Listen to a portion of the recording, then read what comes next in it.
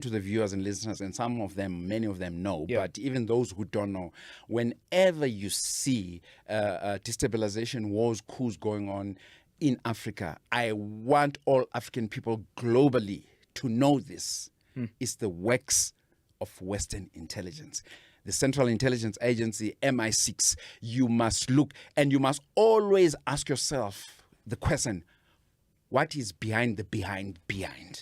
Right? So there is no destabilization that can be mechanized without anybody funding it in terms of training, in terms of money, in terms of knowledge power, in terms of airlift support. That could be helicopters, aeroplanes, etc., etc. So certain powers have got that type of capability. For instance, what happened in Mozambique, Cabo Delgado. All of a sudden, we have these jihadist insurgents, and they were causing havoc and all that. Where do they get the training? Who gives them money, the knowledge?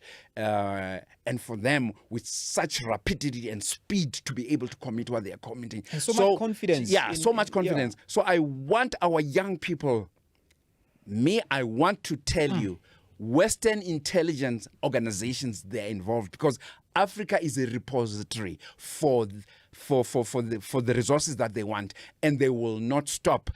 And they will not allow Africa to be as developed as they are because they don't want that competition. They do not believe in competition. They tell you they believe in a market-free economy. No, they believe in being monopolies, but they sell you the idea that there must be competition. No, they believe in monopoly.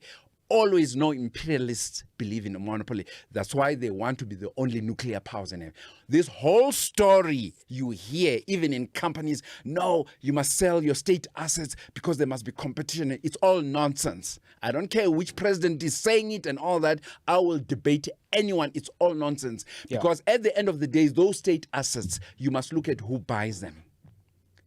It's bought by people who have the money, and from where? And it's people who are imperialists. They can use front people, for instance, who are as black as me, right? But at the end of the day, if you trace where that money is coming from, you can see this is neocolonialism. So neocolonialism doesn't believe in competition. They thwart every competition. That's why they don't want Iran right now to have nuclear weapons. That's why they're trying to frustrate also North Korea. That's why they're disappointed that Russia, from when Stalin took over, managed to nuclearize. That's why also Africa, in the short term, if they can, even if it's just one state, we must also nuclearize. Africans must be global. We must not just see ourselves in our politics and the lives of our children who are going to leave them. To see yourself only as a South African, Lesotho, Zimbabwean, Malawian, it's very myopic, and it's very dangerous. One of our greatest leaders in Africa, Kwame Nkrumah, said that is going to get us into danger, and that is going to get us enslaved. And it's true. Our outlook and how our policies must always be global. It's just that some of our leaders are compromised, very, very compromised, and they are making money out of this. Some of them have monies in France, they have monies in Europe, they have monies in EU.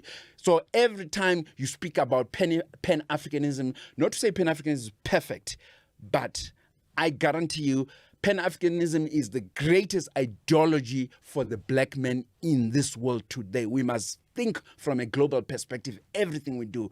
And for starters, we must have one currency, we must have one reserve bank for the whole of Africa, and we must allow free movement of people. And that can be controlled.